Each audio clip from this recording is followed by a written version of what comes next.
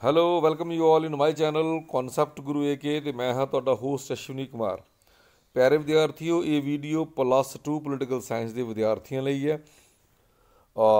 ਜਿਵੇਂ ਜਿਵੇਂ ਐਗਜ਼ਾਮ ਨੇੜੇ ਆ ਰਹੇ ਨੇ ਤਿਵੇਂ ਤਿਵੇਂ ਵਿਦਿਆਰਥੀ ਜਿਹੜੇ ਨੇ ਵਧੀਆ ਤਿਆਰੀ ਕਰ ਰਹੇ ਨੇ ਅਤੇ ਸਿੱਖਿਆ ਵਿਭਾਗ ਜਿਹੜਾ ਉਹ ਵੀ ਆਪਣੇ ਵਿਦਿਆਰਥੀਆਂ ਦੀ ਤਿਆਰੀ ਵਾਸਤੇ ਕੋਈ ਕਸਰ ਨਹੀਂ ਛੱਡ ਰਿਹਾ। ਸੋ ਵਿਦਿਆਰਥੀਆਂ ਲਈ ਮਾਡਲ ਟੈਸਟ ਪੇਪਰ ਪਾਏ ਜਾ ਰਹੇ ਨੇ। ਸੋ ਪਿੱਛੇ ਜੇ ਡਿਪਾਰਟਮੈਂਟ ਨੇ ਇੱਕ ਮਾਡਲ ਟੈਸਟ ਪੇਪਰ ਭੇਜਿਆ ਸੀ, ਉਹਦੀ ਉੱਤਰਾਂ ਸਮੇਤ ਸੀਗਾ ਅਤੇ ਇਹਨੂੰ ਇੱਕ ਵਾਰ ਵਿਦਿਆਰਥੀਆਂ ਦੀ ਮੰਗ 'ਤੇ ਮੈਂ ਵੀਡੀਓ ਦੇ ਰੂਪ ਵਿੱਚ ਤੁਹਾਡੇ ਸਾਹਮਣੇ ਪੇਸ਼ ਕਰਨ ਜਾ ਰਿਹਾ।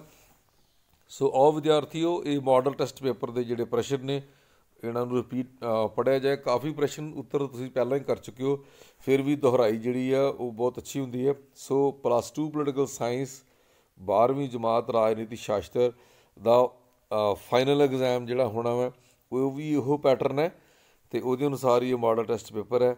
ਪ੍ਰੀ ਬੋਰਡ ਵਿੱਚ ਵੀ ਇਹ ਵਿਦਿਆਰਥੀਆਂ ਲਈ ਬਹੁਤ ਹੈਲਪਫੁਲ ਹੋਏਗਾ, ਫਾਈਨਲ ਵਿੱਚ ਤਾਂ ਡੈਫੀਨੇਟਲੀ ਹੋਏਗਾ ਹੀ। ਸੋ ਪਹਿਲਾ ਪ੍ਰਸ਼ਨ ਹੈਗਾ, ਰਾਜਨੀਤਿਕ ਪ੍ਰਣਾਲੀ ਦਾ ਨਿਕਾਸ ਕਾਰਜ ਹੈ ਨਿਯਮ ਬਣਾਉਣਾ, ਨਿਯਮ ਲਾਗੂ ਕਰਨਾ, ਨਿਯਮ ਚੋਣ ਕਾਰਜ ਕਰਨਾ, ਉਪਰੋਕਤ ਸਾਰੇ। ਸੋ ਇਹਦਾ ਉੱਤਰ ਉਪਰੋਕਤ ਸਾਰੇ ਹੈ, ਉਪਰੋਕਤ ਸਾਰੇ। ਮਾਰਕਸਵਾਦ ਦਾ ਜਨਮਦਾਤਾ ਕੌਣ ਹੈ? ਤੁਹਾਨੂੰ ਸਾਰਿਆਂ ਨੂੰ ਪਤਾ ਕਾਰਲ ਮਾਰਕਸ ਹੈ। ਸ਼ਾਸਨ ਉੱਤੇ 2 ਨਿਬੰਧ 2 ਟ੍ਰੀਟੀਜ਼ ਔਨ ਗਵਰਨਮੈਂਟ ਪੁਸਤਕ ਦਾ ਲੇਖਕ ਕੌਣ ਸੀ? John Locke. ਜੌਹਨ ਲੌਕ ਨੇ ਇਹ ਪੁਸਤਕ ਲਿਖੀ ਸੀ। ਨੈਕਸਟ ਹੈਗਾ ਅਗਲਾ ਪ੍ਰਸ਼ਨ, ਚੌਥਾ ਪ੍ਰਸ਼ਨ ਹੈ, ਕਿਸ ਨੂੰ ਵਿਗਿਆਨਕ ਸਾਮਵਾਦ ਦਾ ਪਿਤਾਮਾ ਮੰਨਿਆ ਜਾਂਦਾ ਹੈ? ਕਾਰਲ ਮਾਰਕਸ ਨੂੰ ਵਿਗਿਆਨਕ ਸਾਮਵਾਦ ਦਾ ਪਿਤਾਮਾ ਮੰਨਿਆ ਜਾਂਦਾ ਹੈ। ਨੈਕਸਟ ਹੈਗਾ, ਗਾਂਧੀ ਜੀ ਨੇ ਕਿਸ ਵਿਦਵਾਨ ਨੂੰ ਆਪਣਾ ਰਾਜਨੀਤਿਕ ਗੁਰੂ ਮੰਨਿਆ ਸੀ?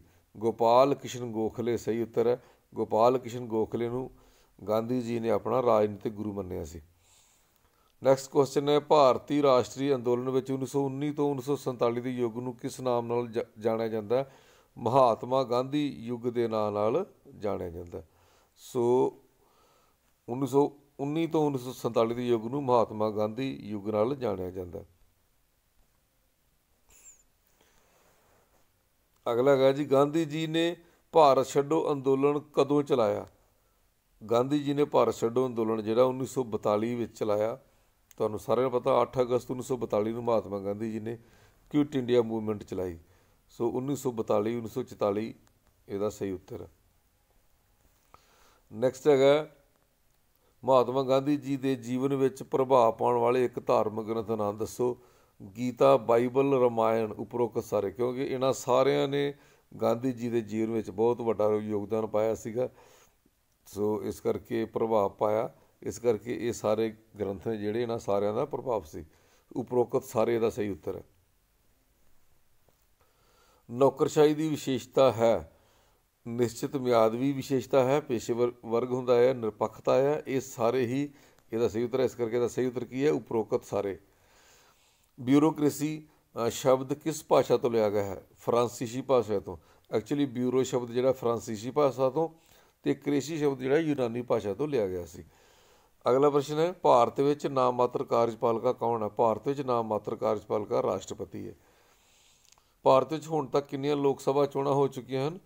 ਭਾਰਤ ਵਿੱਚ ਹੁਣ ਤੱਕ 17 ਲੋਕ ਸਭਾ ਚੋਣਾਂ ਹੋ ਚੁੱਕੀਆਂ ਹਨ। 17 ਵਾਰ ਲੋਕ ਸਭਾ ਚੋਣ ਹੋ ਚੁੱਕੀ ਹੈ।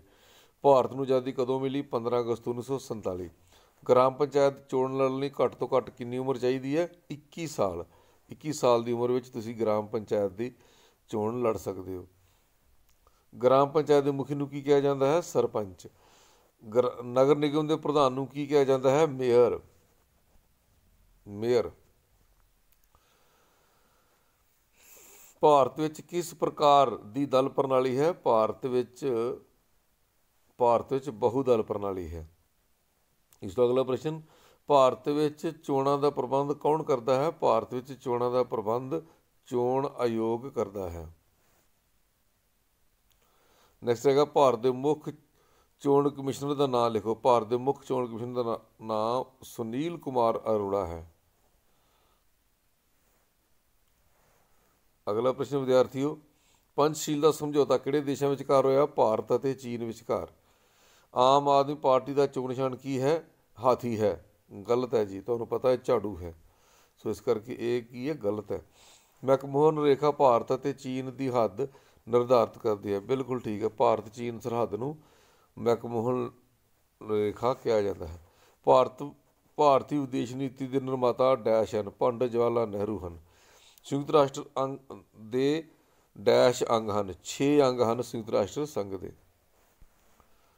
ਅਗਲਾ ਪ੍ਰਸ਼ਨ ਹੈਗਾ ਜੀ, ਸਥਾਈ ਕਾਰਜਪਾਲਿਕਾ ਨੌਕਰਸ਼ਾਹੀ ਨੂੰ ਕਿਹਾ ਜਾਂਦਾ ਹੈ, ਠੀਕ ਜਾਂ ਗਲਤ? ਠੀਕ। ਜਿਸ ਦੇਸ਼ ਵਿੱਚ ਇੱਕ ਹੀ ਰਾਜਨੀਤਿਕ ਦਲ ਹੋਵੇ ਉਸ ਨੂੰ ਇੱਕ ਦਲ ਪ੍ਰਣਾਲੀ ਕਿਹਾ ਜਾਂਦਾ, ਜਿਵੇਂ ਚੀਨ ਵਿੱਚ। ਸੰਯੁਕਤ ਰਾਸ਼ਟਰ ਸੰਘ ਦੀਆਂ 2 ਅੰਗਾਂ ਦੇ ਨਾਂ ਲਿਖੋ, ਮਹਾਸਭਾ ਤੇ ਸੁਰੱਖਿਆ ਪਰਿਸ਼ਦ। 6 ਵਿੱਚੋਂ ਇਹ 2 ਨਾਂ ਤੁਸੀਂ ਯਾਦ ਰੱਖ ਸਕਦੇ ਹੋ। ਭਾਰਤ ਵਿੱਚ ਡੈਸ਼ ਸ਼ਾਸਨ ਪ੍ਰਣਾਲੀ ਪਾਈ ਜਾਂਦੀ ਹੈ, ਸੰਸਦੀ ਸ਼ਾਸਨ ਪ੍ਰਣਾਲੀ। ਨਿਸ਼ਸਤਰੀਕਰਨ ਦਾ ਅਰਥ ਹਥਿਆਰਾਂ ਦਾ ਪੂਰੀ ਤਰ੍ਹਾਂ ਖਾਤਮਾ ਹੈ, ਠੀਕ। ਕਾਂਗਰਸ ਪਾਰਟੀ ਦੀ ਸਥਾਪਨਾ ਕਦੋਂ ਅਤੇ ਕਿਸ ਨੇ ਕੀਤੀ? 1885 ਵਿੱਚ ਏ.ਓ. ਹਿਊਮ ਨੇ ਕੀਤੀ। ਭਾਗ ਐੜੇ ਦੇ ਪ੍ਰਸ਼ਨ ਨੇ, ਮਾਰਕਸਵਾਦ ਦੇ ਅਨੁਸਾਰ ਰਾਜ ਦੀ ਹੋਂਦ ਤੋਂ ਪਹਿਲਾਂ ਆਦਮ ਸਮਾਜ ਕਿਹੋ ਜਿਹਾ ਸੀਗਾ? ਪ੍ਰਿਮਿਟਿਵ ਜਿਹੜਾ ਕਮਿਊਨਿਜ਼ਮ ਸੀਗਾ, ਸੁਸਾਇਟੀ ਕਿਹੋ ਜਿਹੀ ਸੀ? ਹਰ ਵਰਗ ਰਹਿਤ ਸਮਾਜ ਦੀ ਅਵਸਥਾ ਸੀ, ਭਾਵ ਉਸ ਸਮੇਂ ਕੋਈ ਵਰਗ ਨਹੀਂ ਸਨ। ਹਿਜਰਤ ਤੋਂ ਕੀ ਭਾਵ ਹੈ? ਇਹ 2-2 ਨੰਬਰ ਵਾਲੇ ਉੱਤਰ ਨੇ ਬੱਚਿਓ। ਹਿਜਰਤ ਦਾ ਅਰਥ ਆਪਣੀ ਇੱਛਾ ਅਨੁਸਾਰ ਆਪਣੇ ਨਿਵਾਸ ਸਥਾਨ ਨੂੰ ਛੱਡ ਦੇਣਾ ਹੈ ਅਤੇ ਗਾਂਧੀ ਜੀ ਅਨੁਸਾਰ ਜੋ ਲੋਕ ਅਤਿਆਚਾਰ ਅਤੇ ਜ਼ੁਲਮ ਦਾ ਸਾਹਮਣਾ ਨਹੀਂ ਕਰ ਸਕਦੇ ਉਹਨਾਂ ਨੂੰ ਆਪਣੇ ਨਿਵਾਸ ਸਥਾਨ ਲਈ ਸਥਾਈ ਤੌਰ 'ਤੇ ਛੱਡ ਦੇਣਾ ਚਾਹੀਦਾ ਹੈ, ਜਾਂ ਜਿੱਥੇ ਜ਼ਾਲਮ ਜਿਹੜਾ ਵਾ ਉਹ ਤੁਹਾਡੀ ਗੱਲ ਸਵੀਕਾਰ ਨਹੀਂ ਕਰਦਾ, ਮੰਨਦਾ ਨਹੀਂ, ਅਤੇ ਉੱਥੇ ਵੀ ਛੱਡ ਦੇਣਾ ਚਾਹੀਦਾ। ਨੈਕਸਟ ਹੈਗਾ, 2 ਦਲ ਪ੍ਰਣਾਲੀ ਦਾ ਕੀ ਅਰਥ ਹੈ? ਜਿਸ ਦੇਸ਼ ਵਿੱਚ ਸਿਰਫ 2 ਹੀ ਰਾਜਨੀਤਿਕ ਦਲ ਹੋਣ ਉਹਨੂੰ 2 ਦਲ ਪ੍ਰਣਾਲੀ ਕਿਹਾ ਜਾਂਦਾ, ਜਿਵੇਂ ਇੰਗਲੈਂਡ ਅਤੇ USA ਅਮਰੀਕਾ ਵਿੱਚ। 4 ਰਾਸ਼ਟਰੀ ਰਾਜਨੀਤਿਕ ਦਲਾਂ ਦੇ ਨਾਂ ਲਿਖੋ, ਇੰਡੀਅਨ ਨੈਸ਼ਨਲ ਕਾਂਗਰਸ ਹੈ, Bharatiya Janata party, communist party ਹੈ ਅਤੇ ਭਾਰਤੀ ਮਾਰਕਸਵਾਦੀ ਪਾਰਟੀ ਹੈ। ਰਾਸ਼ਟਰਵਾਦੀ ਕਾਂਗਰਸ ਪਾਰਟੀ ਵੀ ਹੈ ਅਤੇ ਬਹੁਜਨ ਸਮਾਜ ਪਾਰਟੀ ਵੀ ਹੈ।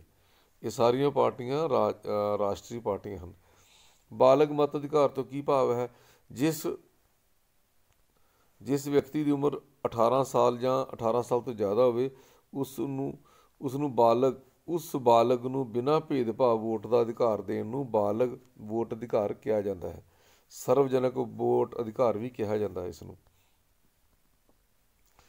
ਸੰਸਦੀ ਪ੍ਰਣਾਲੀ ਤੋਂ ਕੀ ਭਾਵ ਹੈ?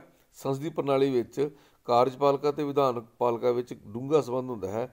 ਇਸ ਵਿੱਚ 2 ਤਰ੍ਹਾਂ ਦੀ ਕਾਰਜਪਾਲਿਕਾ ਹੁੰਦੀ ਹੈ, ਨਾਮਾਤਰ ਕਾਰਜਪਾਲਿਕਾ ਅਤੇ ਅਸਲੀ ਕਾਰਜਪਾਲਿਕਾ। ਅਸਲੀ ਕਾਰਜਪਾਲਿਕਾ ਵਿਧਾਨ ਪਾਲਿਕਾ ਪ੍ਰਤੀ ਜ਼ਿੰਮੇਵਾਰ ਹੁੰਦੀ ਹੈ। ਭਾਗ ਈਡੀ ਦੇ ਜਿਹੜੇ 4 ਪ੍ਰਸ਼ਨ ਕਰਨੇ ਸੀ ਆਪਾਂ 4-4 ਨੰਬਰ ਦੇ, ਉਹਦੇ ਬਾਰੇ ਡਿਸਕਸ਼ਨ ਹੈ ਉੱਤਰਾਂ ਸਮੇਤ। ਪੰਚਸ਼ੀਲ ਸਿਧਾਂਤ ਦੇ 5 ਸਿਧਾਂਤ ਲਿਖੋ। ਚੀਨ ਅਤੇ ਭਾਰਤ ਦੌਰਾਨ 1954 ਵਿੱਚ ਇੱਕ ਸਮਝੌਤਾ 'ਤੇ ਦਸਤਖਤ ਕੀਤੇ ਗਏ, ਜਿਸ ਵਿੱਚ ਸ਼ਾਮਲ 5 ਸਿਧਾਂਤਾਂ ਨੂੰ ਪੰਚਸ਼ੀਲ ਦੇ ਸਿਧਾਂਤ ਕਿਹਾ ਜਾਂਦਾ ਹੈ। ਪੰਚਸ਼ੀਲ ਦੇ 5 ਸਿਧਾਂਤ ਹੇਠ ਲਿਖੇ ਹਨ। ਇੱਕ ਦੂਸਰੇ ਦੀ ਖੇਤਰੀ ਅਖੰਡਤਾ ਅਤੇ ਪ੍ਰਭੂਸੱਤਾ ਦਾ ਸਤਿਕਾਰ ਕਰਨਾ। ਕਿਸੇ ਰਾਸ਼ਟਰ ਨੇ ਦੂਜੇ ਰਾਸ਼ਟਰ 'ਤੇ ਹਮਲਾ ਨਹੀਂ ਕਰਨਾ ਚਾਹੀਦਾ। ਇੱਕ ਦੂਜੇ ਰਾਜ ਦੇ ਅੰਦਰੂਨੀ ਮਾਮਲੇ ਵਿੱਚ ਦਖਲਅੰਦਾਜ਼ੀ ਨਹੀਂ ਕਰਨੀ ਚਾਹੀਦੀ। ਸਾਰੇ ਦੇਸ਼ਾਂ ਦੀ ਸਮਾਨਤਾ ਨੂੰ ਸਵੀਕਾਰ ਕਰਨਾ ਅਤੇ ਆਪਸੀ ਸਮਾਨ ਹਿੱਤਾਂ ਲਈ ਸਹਿਯੋਗ ਕਰਨਾ। ਸ਼ਾਂਤੀਪੂਰਨ ਸਹਿਹੋਂਦ ਦੇ ਸਿਧਾਂਤ ਨੂੰ ਅਪਣਾਉਣਾ। ਸੋ ਇਹ 5 ਸਿਧਾਂਤ ਸੀਗੇ ਪੰਚਸ਼ੀਲ ਦੇ। ਅਗਲਾ ਹੈਗਾ ਜੀ, ਨੈਕਸਟ ਕੁਐਸਚਨ ਹੈ, ਗੁੱਟ ਨਿਰਲੇਪਤਾ ਦਾ ਕੀ ਅਰਥ ਹੈ? ਕਿਸੇ ਗੁੱਟ ਵਿੱਚ ਸ਼ਾਮਲ ਨਾ ਹੋ ਕੇ ਆਪਣੇ ਸੁਤੰਤਰ ਗ੍ਰਹਿ ਅਤੇ ਵਿਦੇਸ਼ ਨੀਤੀ ਅਪਣਾਉਣਾ ਗੁੱਟ ਨਿਰਲੇਪਤਾ ਹੈ। ਭਾਰਤ ਕਿਸੇ ਗੁੱਟ ਵਿੱਚ ਸ਼ਾਮਲ ਨਾ ਹੋ ਕੇ ਸੁਤੰਤਰ ਹੈ, ਕਿਉਂਕਿ ਸੰਸਾਰ 2 ਗੁੱਟਾਂ ਵਿੱਚ ਵੰਡਿਆ ਗਿਆ ਸੀ। ਇੱਕ ਪਾਸੇ ਰਸ਼ੀਆ ਦਾ ਸੋਵੀਅਤ ਯੂਨੀਅਨ ਦਾ ਗਰੁੱਪ ਸੀ, ਇੱਕ ਪਾਸੇ ਅਮਰੀਕਾ ਦਾ ਗਰੁੱਪ ਸੀ। ਸੋ ਇਹਨਾਂ ਗੁੱਟਾਂ ਤੋਂ ਭਾਰਤ ਅਲੱਗ ਰਿਹਾ, ਇਸ ਕਰਕੇ ਇਸ ਨੂੰ ਗੁੱਟ ਨਿਰਲੇਪਤਾ ਕਿਹਾ ਗਿਆ। ਅਗਲਾ ਪ੍ਰਸ਼ਨ ਹੈ, ਗਾਂਧੀ ਜੀ ਦੇ ਅਹਿੰਸਾ ਸੰਬੰਧੀ ਵਿਚਾਰਾਂ ਦਾ ਵਰਣਨ ਕਰੋ। ਗਾਂਧੀ ਜੀ ਅਨੁਸਾਰ ਅਹਿੰਸਾ ਦਾ ਅਰਥ ਹੈ ਕਿਸੇ ਕ੍ਰੋਧ ਵਿੱਚ ਜਾਂ ਨਿੱਜੀ ਸਵਾਰਥ ਲਈ ਕਿਸੇ ਨੂੰ ਵੀ ਸਰੀਰਕ ਕਸ਼ਟ ਨਾ ਦਿੱਤਾ ਜਾਏ। ਅਹਿੰਸਾ ਦਾ ਅਰਥ ਖਤਰੇ ਸਮੇਂ ਕਾਇਰਤਾ ਜਾਂ ਹੱਥ 'ਤੇ ਹੱਥ ਰੱਖ ਕੇ ਬੈਠਣਾ ਨਹੀਂ, ਅਤੇ ਨਾ ਹੀ ਅਨਿਆਂ ਨੂੰ ਚੁੱਪਚਾਪ ਸਹਿਣ ਕਰਨਾ ਹੈ। ਅਹਿੰਸਾ ਆਤਮ ਬਲੀਦਾਨ, ਮੁਸ਼ਕਿਲ ਸਹਿਣ ਅਤੇ ਦੁੱਖ ਸਹਿਣ ਦੇ ਬਾਅਦ ਵੀ ਸੱਚ ਅਤੇ ਨਿਆਂ 'ਤੇ ਡਟੇ ਰਹਿਣ ਨੂੰ ਕਿਹਾ ਜਾਂਦਾ ਹੈ।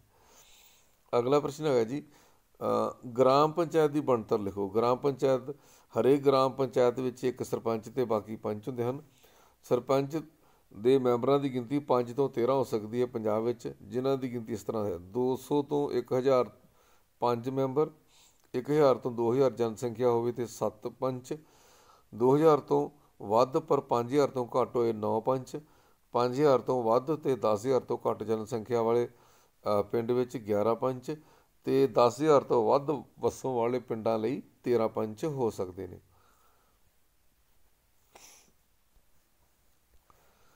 ਅਗਲਾ ਪ੍ਰਸ਼ਨ ਹੈ ਜੀ, ਮਾਰਕਸਵਾਦ ਦੇ ਧਰਮ ਸੰਬੰਧੀ ਕੀ ਵਿਚਾਰ ਹਨ? ਮਾਰਕਸਵਾਦ ਦਾ ਧਰਮ ਨੂੰ ਅਫੀਮ ਮੰਨਦਾ ਹੈ। ਅਫੀਮ ਪੂੰਜੀਪਤੀ ਮਜ਼ਦੂਰ ਵਰਗ ਦਾ ਸ਼ੋਸ਼ਣ ਕਰਨ ਦੇ ਲਈ ਧਰਮ ਦਾ ਪ੍ਰਯੋਗ ਕਰਦੇ ਹਨ, ਮਜ਼ਦੂਰ ਨੂੰ ਆਪਣਾ ਗੁਲਾਮ ਬਣਾਉਣ ਦਾ ਯਤਨ ਕਰਦੇ ਹਨ। ਨੈਕਸਟ ਕੁਐਸਚਨ ਹੈ ਜੀ, ਰਾਜਨੀਤਿਕ ਕਾਰਜਪਾਲਿਕਾ ਅਤੇ ਸਥਾਈ ਕਾਰਜਪਾਲਿਕਾ ਵਿੱਚ ਕੀ ਅੰਤਰ ਹੈ? ਰਾਜਨੀਤਿਕ ਕਾਰਜਪਾਲਿਕਾ ਦਾ ਚੋਣ ਪ੍ਰਤੱਖ ਜਾਂ ਪ੍ਰਤੱਖ ਰੂਪ ਵਿੱਚ ਲੋਕਾਂ ਦੁਆਰਾ ਕੀਤੀ ਜਾਂਦੀ ਹੈ।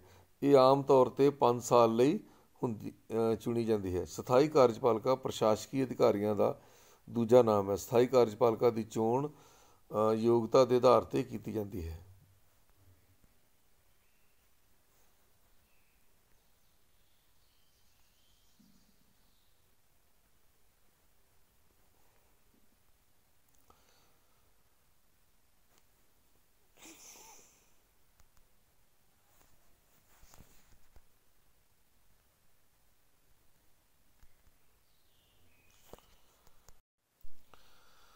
ਸੋ ਸੱਸੇ ਭਾਗ ਵਿੱਚੋਂ ਪ੍ਰਸ਼ਨ ਨੇ।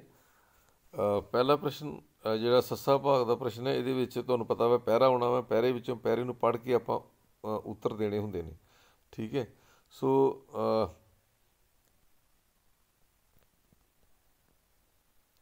ਆਓ ਆਪਾਂ ਸਿੱਧਾ ਵਾਲਿਆਂ ਦੇ ਪ੍ਰਸ਼ਨ ਹੀ ਪੜ੍ਹ ਲਈਏ। ਪਹਿਲਾ ਪ੍ਰਸ਼ਨ ਇਹਦੇ ਵਿੱਚ ਹੈਗਾ, ਭਾਰਤੀ ਸੰਸਦ ਦੇ ਕਿੰਨੇ ਸਦਨ ਹਨ ਤੇ ਉਹਨਾਂ ਦੇ ਨਾਮ ਲਿਖੋ। ਭਾਰਤੀ ਸੰਸਦ ਦੇ 2 ਸਦਨ ਹਨ, ਉਹਨਾਂ ਦੇ ਨਾਮ ਹਨ ਲੋਕ ਸਭਾ ਤੇ ਰਾਜ ਸਭਾ। ਇਸ ਤੋਂ ਬਾਅਦ ਅਗਲਾ ਪ੍ਰਸ਼ਨ ਹੈਗਾ, ਲੋਕ ਸਭਾ ਦੇ ਮੈਂਬਰਾਂ ਦੀ ਚੋਣ ਕੌਣ ਵੋਟ ਪਾ ਸਕਦਾ ਹੈ? ਲੋਕ ਸਭਾ ਦੇ ਮੈਂਬਰਾਂ ਦੀ ਚੋਣ ਲਈ 18 ਜਾਂ ਇਸ ਤੋਂ ਜ਼ਿਆਦਾ ਉਮਰ ਵਾਲੇ ਵਿਅਕਤੀ ਲੋਕ ਸਭਾ ਵਿੱਚ ਚੋਣਾਂ ਵਿੱਚ ਵੋਟ ਪਾਉਣ ਦਾ ਅਧਿਕਾਰ ਹੈ, ਪਰ ਕੇਵਲ ਉਹੀ ਵੋਟ ਪਾ ਸਕਦਾ ਹੈ ਜਿਸ ਦਾ ਨਾਮ ਵੋਟਰ ਸੂਚੀ ਵਿੱਚ ਦਰਜ ਹੋਵੇ। ਅਗਲਾ ਪ੍ਰਸ਼ਨ ਹੈਗਾ, ਲੋਕ ਸਭਾ ਦੇ ਚੋਣ ਵਿੱਚ ਕਿਸ ਉਮੀਦਵਾਰ ਨੂੰ ਜੇਤੂ ਘੋਸ਼ਿਤ ਕੀਤਾ ਜਾਂਦਾ ਹੈ?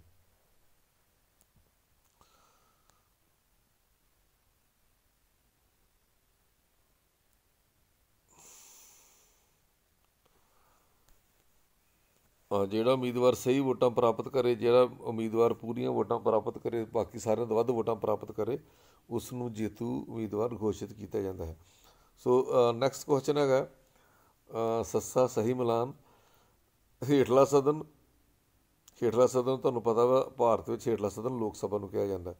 ਅੱਜ ਕੱਲ੍ਹ ਲੋਕ ਸਭਾ ਦੇ ਮੈਂਬਰਾਂ ਦੀ ਗਿਣਤੀ 545, ਹਾਲਾਂਕਿ 2 ਮੈਂਬਰ ਜਿਹੜੇ ਨੇ ਉਨੇ ਹੀ ਅੱਜ ਕੱਲ੍ਹ ਲਏ ਜਾ ਰਹੇ। ਐਂਗਲੋ ਇੰਡੀਅਨ 543 ਗਿਣਤੀ ਹੋ ਚੁੱਕੀ ਹੈ। ਲੋਕ ਸਭਾ ਦੀ ਚੋਣ ਲਈ ਘੱਟੋ ਘੱਟ ਉਮਰ 25 ਸਾਲ ਲੋਕ ਸਭਾ ਦੇ ਮੈਂਬਰ ਦੀ ਚੋਣ ਵਾਸਤੇ। ਲੋਕ ਸਭਾ ਦੇ ਮੈਂਬਰਾਂ ਦੀ ਚੋਣ ਪ੍ਰਤੱਖ ਢੰਗ ਨਾਲ ਹੁੰਦੀ ਹੈ। ਇਹ ਬੇਟਾ ਸਾਰੇ ਹੇਠਾਂ ਵੀ ਉਤਰਤੇ ਹੋਏ ਨੇ, ਉਹੀ ਪ੍ਰਸ਼ਨ ਉਸ ਹਿਸਾਬ ਨਾਲ। ਨੈਕਸਟ ਹੈ ਜੀ 15ਵਾਂ ਪ੍ਰਸ਼ਨ। ਇਹ ਵੱਡੇ ਪ੍ਰਸ਼ਨ ਨੇ, ਤੁਹਾਨੂੰ ਸਾਰਿਆਂ ਨੂੰ ਪਤਾ 150-60 ਸ਼ਬਦਾਂ ਤੋਂ ਵੱਧ ਉੱਤਰ ਨਹੀਂ ਦੇਣਾ।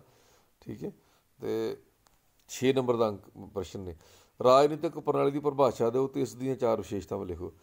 ਸੋ ਰਾਜਨੀਤਿਕ ਪ੍ਰਣਾਲੀ ਦੀ ਪਰਿਭਾਸ਼ਾ ਰਾਬਰਟ ਏ ਡਾਹਲ ਦੇ ਅਨੁਸਾਰ, ਰਾਜਨੀਤਿਕ ਪ੍ਰਣਾਲੀ ਮਨੁੱਖੀ ਸੰਬੰਧਾਂ ਦਾ ਉਹ ਸਥਾਈ ਨਮੂਨਾ ਹੈ ਜਿਸ ਵਿੱਚ ਕਾਫੀ ਮਾਤਰਾ ਵਿੱਚ ਸ਼ਕਤੀ, ਸੱਤਾ ਅਤੇ ਸ਼ਾਸਨ ਸ਼ਾਮਲ ਹੈ। ਸੋ ਰਾਜਨੀਤਿਕ ਪ੍ਰਣਾਲੀ ਦੀਆਂ ਵਿਸ਼ੇਸ਼ਤਾਵਾਂ ਕੀ ਨੇ? ਮਨੁੱਖੀ ਸੰਬੰਧ, ਮਨੁੱਖਾਂ ਦੇ ਸੰਬੰਧਾਂ ਤੋਂ ਬਿਨਾਂ ਰਾਜਨੀਤਿਕ ਪ੍ਰਣਾਲੀ ਬਾਰੇ ਸੋਚਿਆ ਵੀ ਨਹੀਂ ਜਾ ਸਕਦਾ। ਸੋ ਰਾਜਨੀਤਿਕ ਪ੍ਰਣਾਲੀ ਮਨੁੱਖਾਂ ਦੇ ਆਪਸੀ ਪਰਸਪਰ ਸੰਬੰਧਾਂ ਤੋਂ ਬਣਦੀ ਹੈ। ਦੂਜਾ ਵਿਆਪਕਤਾ, ਰਾਜਨੀਤਿਕ ਪ੍ਰਣਾਲੀ ਵਿਆਪਕ ਹੁੰਦੀ ਹੈ। ਇਸ ਵਿੱਚ ਸਾਰੀਆਂ ਰਸਮੀ ਅਤੇ ਗੈਰ ਰਸਮੀ ਸੰਸਥਾਵਾਂ ਜਿਹੜੀਆਂ ਨੇ ਸ਼ਾਮਲ ਹੁੰਦੀਆਂ ਨੇ। ਉਪ ਪ੍ਰਣਾਲੀਆਂ ਦੀ ਹੋਂਦ, ਰਾਜਨੀਤਿਕ ਪ੍ਰਣਾਲੀ ਦੀਆਂ ਉਪ ਪ੍ਰਣਾਲੀਆਂ ਹੁੰਦੀਆਂ ਨੇ ਜੋ ਇਸ ਦੀ ਕਾਰਜਸ਼ੀਲਤਾ ਨੂੰ ਪ੍ਰਭਾਵਿਤ ਕਰਦੀਆਂ ਨੇ। ਸੋ ਹਰੇਕ ਰਾਜਨੀਤਿਕ ਪ੍ਰਣਾਲੀ ਵਿੱਚ ਕੁਝ ਉਪ ਪ੍ਰਣਾਲੀਆਂ ਹੁੰਦੀਆਂ ਨੇ ਜਿਹੜੀਆਂ ਰਾਜਨੀਤਿਕ ਪ੍ਰਣਾਲੀ ਨੂੰ ਪ੍ਰਭਾਵਿਤ ਕਰਦੀਆਂ ਹਨ। ਰਾਜਨੀਤਿਕ ਕਾਰਜਾਂ ਦੀ ਸਰਵ ਵਿਆਪਕਤਾ, ਹਰੇਕ ਦੇਸ਼ ਦੀ ਰਾਜਨੀਤਿਕ ਪ੍ਰਣਾਲੀ ਭਾਵੇਂ ਉਹ ਦੇਸ਼ ਕਿਹੋ ਜਿਹਾ ਵੀ ਹੋਏ, ਉਸ ਦੇ ਵਿੱਚ ਰਾਜਨੀਤਿਕ ਪ੍ਰਣਾਲੀ ਕੋਈ ਨਾ ਕੋਈ ਕੰਮ ਕਰਦੀ ਹੈ ਅਤੇ ਉਹਨਾਂ ਕੰਮਾਂ ਨੂੰ ਅਸੀਂ ਦੋ ਭਾਗਾਂ 'ਚ ਵੰਡ ਸਕਦੇ ਹਾਂ, ਨਿਵੇਸ਼ ਅਤੇ ਨਿਕਾਸ ਕੰਮ।